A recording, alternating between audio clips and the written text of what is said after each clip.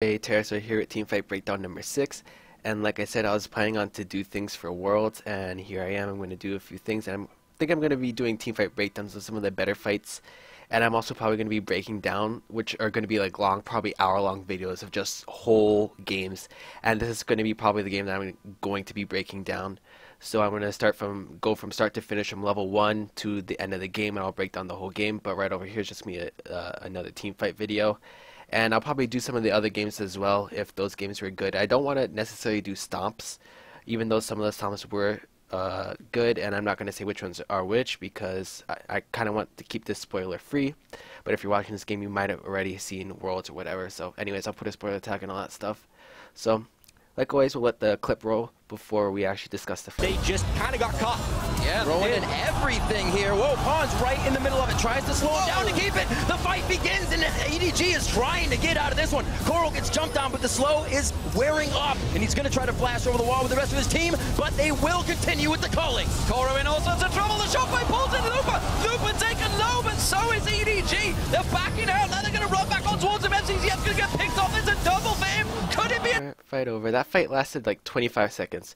So it was a quick fight, and to set the context, EDG was like trying to claw back into the game, and Samsung White was ahead by like 2 or 3k gold, which this is not an insurmountable lead. 3k gold at like 20 minutes is nothing huge, but at the end of the fight it's going to become like a 5-7k gold, and now that's when you start feeling kind of like behind as a team for EDG. So before this fight, we're going to go into the team composition. So EDG has a 2-tank kind of team composition with Thresh providing more utility because he's not going to necessarily be up in the front line. He's not tanky enough just between the Sightstone and face of the mountain. Lucian is behind relative to Tristana, who has 2 items, and Lucian's still trying to work on his U moves because Name didn't do so well in the laning phase, so Imp got ahead. And you have Unstoppable on Orianna. So EDG, they picked a team fighting composition. They want to ball either Malachi or Jarvan, have him go in, and then use the Orianna ult, have Thresh hook in or place his box around Name while Name does AoE damage with Lucian, and Name kites out the fight and cleans everyone up. So EDG is looking for that huge team fight. Meanwhile, on Samsung White's side, you're looking at a team fight that has Nami and Rumble ult as kind of like ways to... Oh, before I get into Samsung White, if you look at EDG's team, they have 4 if you want to count Malachi, and 5 if you want to count Lucian's ultimate, but it's these ultimates that they can place down. So they can place down Orianna Ball, which has a little zone around her that you can't walk in.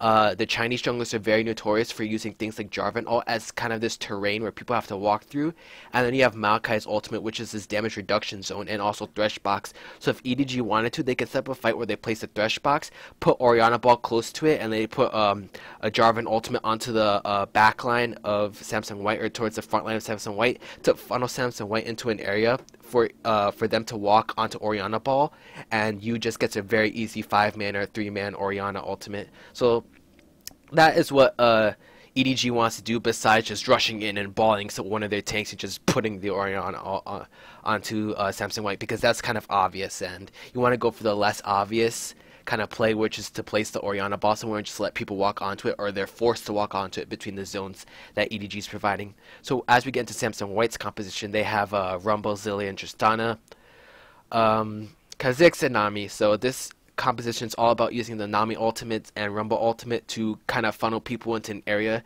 so that Zilean gets his AoE damage off, Kha'Zix gets his AoE damage off, and people are low enough from the Rumble ult previously so that they get so that it's reset city for Kha'Zix and Tristana to just jump in and then kill people, continue to jump and kill more people. So out of these 2 team comps, I personally like EDG better, but as we go through Worlds, I think Tristana is going to be hugely important. You can't let teams have both Tristana and Zilean. As we kind of get more into Worlds, I think these 2 champions are like pretty broken right now in the meta, and to have both of them is pretty strong because you just secured up your late game between Zilean and Tristana. So EDG does give Samsung White both of these characters, and also just going into items, this is pretty much standard builds for everyone. except for Jarvan, who's pretty squishy because he was put behind, or rather Dandy was so far ahead from pulling off ganks and from getting first blood that Clearlove went. And this is something that Chinese junglers and Singaporean, not necessarily Singaporean, but Southeast Asian junglers do. They like to get a sight stone on anyone, even if you're not Lee Sin or Elise or Nunu. Like, they like to get sight stone on any jungler. So they like to do this kind of thing, and it gives them it makes them kind of tanky, and it replaces Heart of Gold from Season 2, which used to be the old Gold for 5. And also, like, in my opinion, Clearlove's build isn't that great, and he should be building something more like Kha'Zix, where he should have a Hex Drinker, he should have a Negatron, he should have these boosts, because a lot of the damage from Samsung White is magic damage, considering Kha'Zix's passive, Nami's damage is all magical, Tristana's damage is AoE magical, especially the Shiv, Zillion's AoE magical damage, Rumble's AoE magical damage, so that's that. And this Shiv is a huge power spike for Tristana, and Samsung White abuses this very well, and they fight, and the Shiv is going to come out really huge. So as we're going to let the clip roll, right here is super, super important. I have it right over here. You're going to see this red line is the Rumble ult by Looper. So this Rumble ult is going to force people into the orange lines, which is the Nami ult, which is where Amada does it. Amada does it all the way from behind the Dragon Pit. So Samsung White is trying to force EDG into making a decision to either walk into the two most fed members of Samsung White, or to walk downwards into Pawn to receive the bomb from Clearlove. What's going to happen is Yu's going to end up flashing the Rumble ult, and he's going to get hit by the very tail end of the Nami ultimate, and he's going to flash over here to try and shield Clearlove from the damage from Pawn.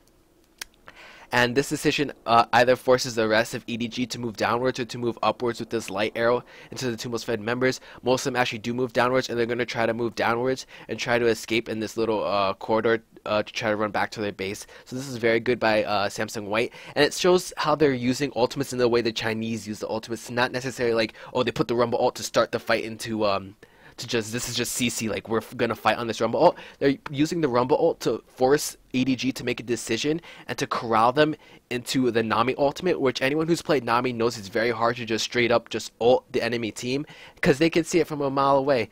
If you just ult the enemy team, and they're just gonna walk left and right, and it's very good for parting fights, but it's not very good for engaging. But because of the way Mata uses the ultimate in conjunction with Looper, it becomes a very good engage. As we let the clip roll on, you're going to see how good of an engage it becomes. Right over here is actually where I want to pause it. So Mata gets a 3-man knockup onto several members of EDG, and FZZF is going to put the box down right over here to prevent Imp from walking in with Dandy, but Imp's going to jump forward, and he's going to try to get as much damage as he can as possible.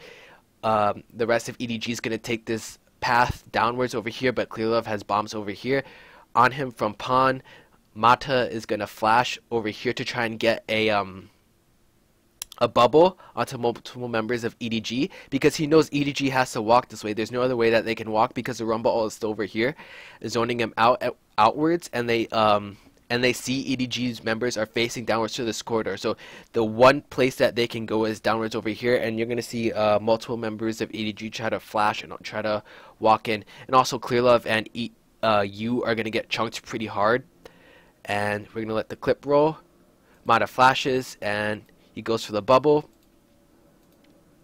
So FZZF places his dash box, which I outlined, and it's going to be really huge, because it's not going to pop necessarily from Imp and Dandy, but Imp is going to get an auto attack onto FZZF, and you see this yellow flash. This yellow flash was Name's, but I pointed out an X as well, because FZZF is going to put his cursor right over here where my cursor is, and he's going to get a long flash as well to try to place the box to prevent Imp and Dandy from coming onto the rest of EDG. But as soon as FZZF flashes, he's going to get hit by Imp, who has a static shift proc, and the static shift proc is going to do the lightning, and it's going to crit onto 4 or 5 members of EDG, and at the same time, the bomb is going to go off on Clearlove, and Pawn's going to place another bomb, so it's going to be a huge amount of AoE damage. And you can see how the Chinese are using their kind of abilities to zone off Samsung White, because they put the Ori ball over here, and Ori still has ultimate, so people are trying to avoid this Ori ball as much as possible. So it's giving EDG a clear plan for escape. Excuse me as I take a drink.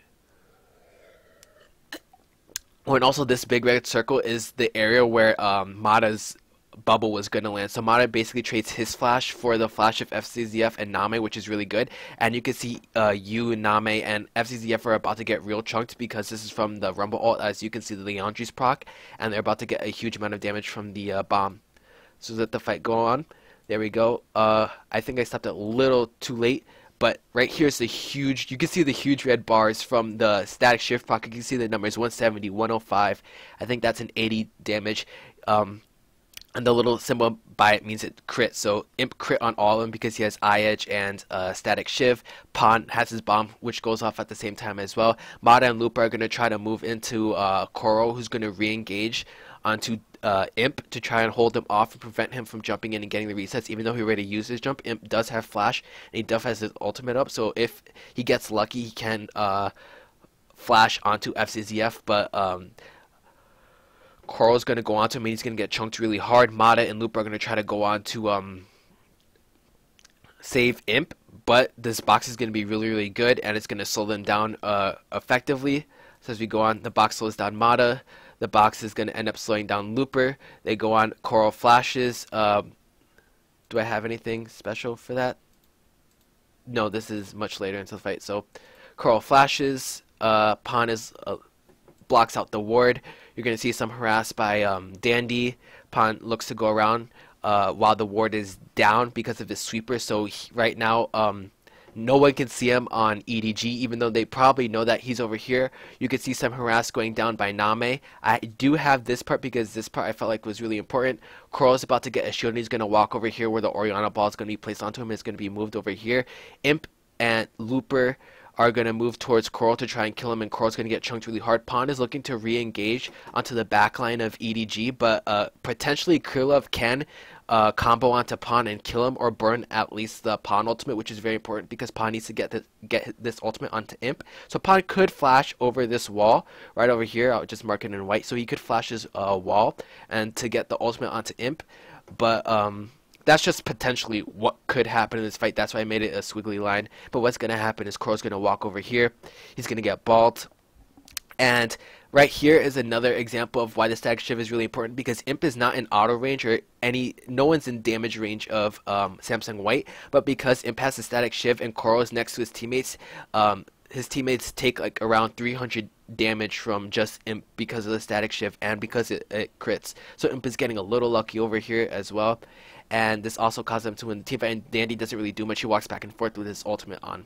So as we let the fight continue, Coral's going to walk over here, and right over here I pause. I also have this saved because this is really close, and you're going to see several members of EDG walk over onto this side, mainly FCZF and Name, because they're going to try to re-engage, because the call from EDG is probably like, I got 2 people in my Ori ultimate, and not only that, one of them is Looper, who's doing a massive amount of damage, AoE damage, even though he burned his ultimate. Like, this is still kind of a free kill if EDG re-engages the fight properly, and you can see the very thin white line and how Imp is right in it. So the call is probably like, I got Tristana, dive in, do 100% into this fight. And what happens is Clearlove and Coral are going to dive onto Samsung White, but because Imp can just walk out of the Orianna ultimate, because it was really, really close, Looper's the only one who's going to get ultimate, and they're going to end up chunking Coral, and Coral's going to give Imp the resets right around over here where Mata's standing.